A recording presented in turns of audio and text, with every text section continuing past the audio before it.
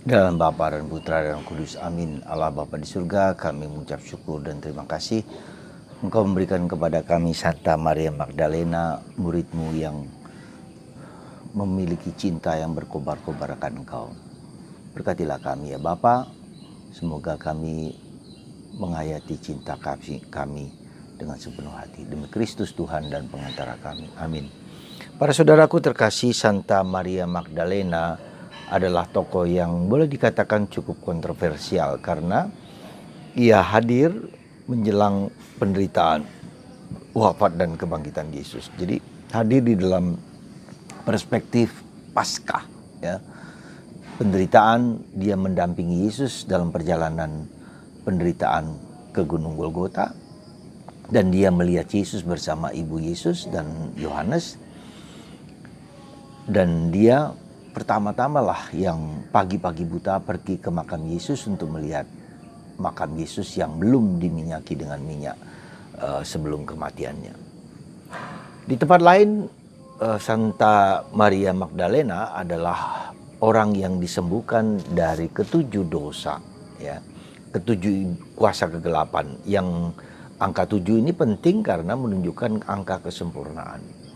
Jadi sungguh-sungguh Maria Magdalena adalah orang yang secara manusiawi, secara fisik dan secara psikis adalah seorang, dan bahkan secara spiritual adalah orang yang sungguh-sungguh dalam tanda petik hancur lebur.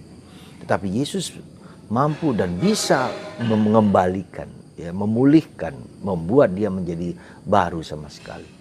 Maka kita ingat, meskipun dosamu merah seperti kirmisi, meskipun dosamu hitam seperti arang, kita bisa dibaharui. Hidup hancur lebur apapun bisa dibaharui oleh Yesus. Karena Yesus sang penyelamat, Yesus sang penebus, Yesus sang pembaharu hidup kita. Itulah, dan ini mendorong kita, bagi kita yang berdosa, bahkan yang merasa sangat berdosa, adalah kesempatan untuk seperti Maria Magdalena dibaharui oleh Yesus.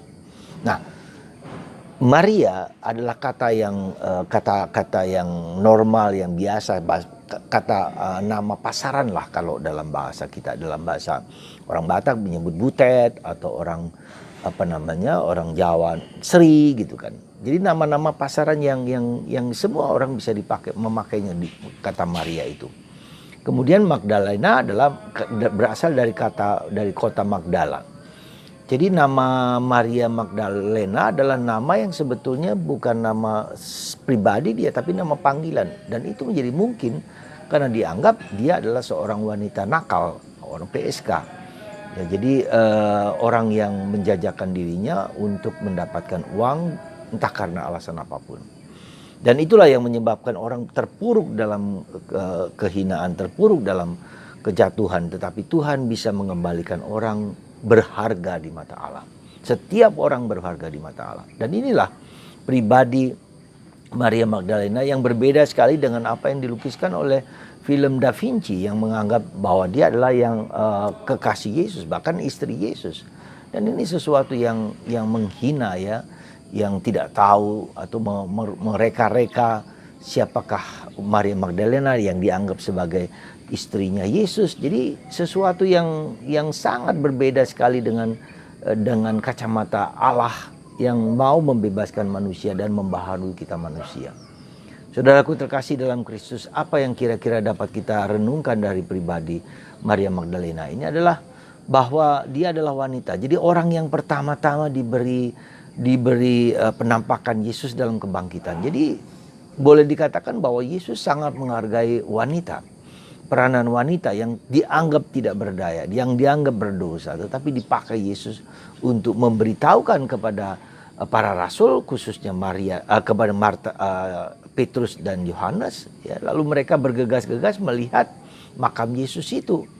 Ya, Yohanes yang lebih muda ternyata lebih dapat masuk, melihat lebih sampai kepada makam itu.